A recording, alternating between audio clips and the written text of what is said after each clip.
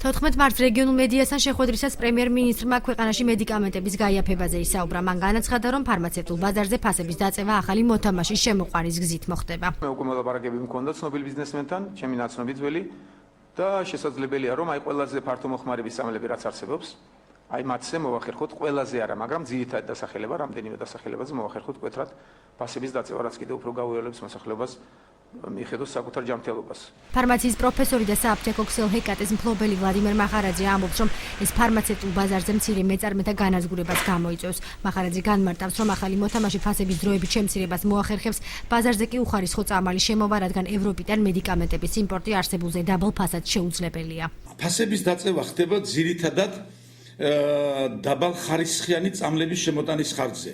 ჩვენი სურვილითა და გემოვნებით ევროპის მაღალგანვითარებული ქვეყნები ფასებს არ შეცვლის. ესე იგი შემოდის ახალი მოთამაშე, შემოაქვს იმ ქვეყნებიდან წამლები, სადაც არის იაფი, მაგრამ დაბალი ხარისხის. ფარმაციის პროფესორი დაბეჯიდებით აცხადებს, რომ შესაძლოა სამომავლოდ ფარმაცევტული კომპანიები ისევ გარიგდნენ და ბაზარზე კიდევ ერთი მონოპოლისტი გაჩნდეს.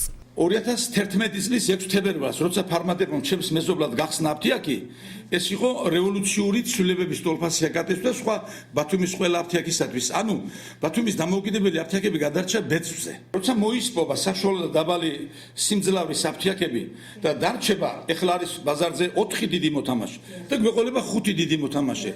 არის გარანტია იმისა, რომ არ მოხდება კარტელური გარიგება ამ 5 კომპანიას შორის ზუსტად ისევე, როგორც ხდებოდა 3 კომპანიას შორის ერთი წლის უკან. ირინას აფთიაქის ხელმძღვანელი ბაზარზე ახალი კონკურენტის შემოყვანას ბუნებრივად თვლის და ამბობს, რომ კონკურენცია დარგის განვითარებას უწყობს ხელს. ამით მოსახლეობას მოგებული რჩება და კომპანიების მარკეტინგულად აქტიურდებიან.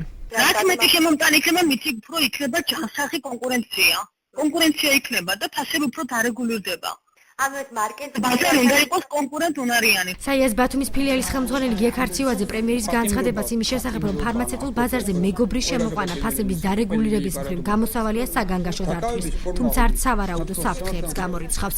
პირველივე ეტაპზე რომ ახლა განგაში ატყდეს საგანგაშო situatsiას რამბლოთ არა, თუ მას ექნება ჩვეულებრივი პირობები როგორც ყვას და ვფიქრობთ რომ ექნება, მაშინ აქ საგანგაშო არაფერი არ, მაგრამ თუ მას იქნება უპირატესობა როგორც დღემდე სხვებს ქონდა უპირატესობა რაღაცების გამო მეგობრობის თუ წინასაარჩევნო ჩარეცვა გამქონდა უპირატესობა სისტემა თუ მოხდება, რა თქმა უნდა საგანგაშო და საშინელება. მცირე აფთიაქების ხელმძღვანელების ნაწილი პრემიერის განცხადებას ბიზნესში ჩარევა და ზეწოლად აფასებენ.